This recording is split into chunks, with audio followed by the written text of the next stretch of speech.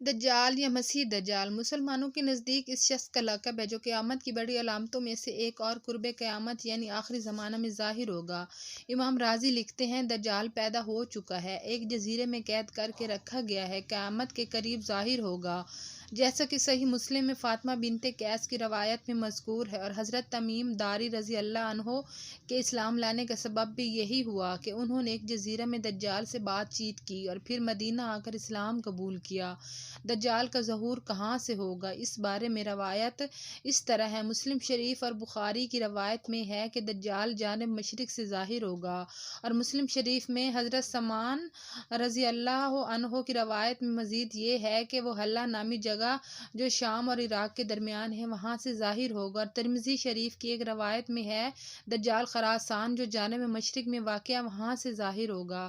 رہا یہ سوال کہ وہ کب پیدا ہوا تھا، اس کی صراحت نہ تو حدیث میں ملتی اور نہ ہی اس کے جاننے کی ضرورت ہے۔ دجال اس شخص یا وجود کا نام ہے جسے بعض احادیث میں امام مہدی علیہ السلام کے بڑے دشمنوں میں شمار کیا گیا ہے۔ دجال سخت اور قحط کے زمانے میں ظاہر ہوگا، ایک جماعت کو دھوکہ دے کر اپنے ساتھ ملا لے گا اور آخر کار امام زمانہ اجل فرجہ کے ہاتھوں مارا جائے گا۔ بعض شیعہ حدیث کے مطابق دجال کا ظاہر ہونا امام مہدی کے ظہور کی نشانیوں میں سے ہے۔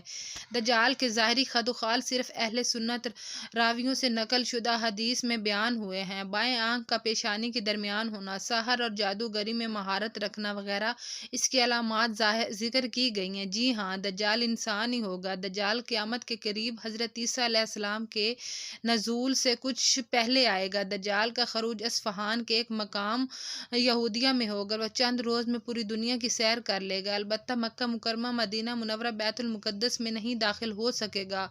البتہ فتنہ دجال سے حفاظت کے لیے جو دعائیں اور اعمال ہیں ان کا خاص اہتمام کرنا چاہیے، مثلاً اعمال صالحہ اور تقویٰ کے ذریعے ایمان کو خوب مضبوط اور پختہ کرنے کی کوشش کرنا۔ تو فرینڈز، میرے چینل کو سبسکرائب کر دیں۔ Thank you.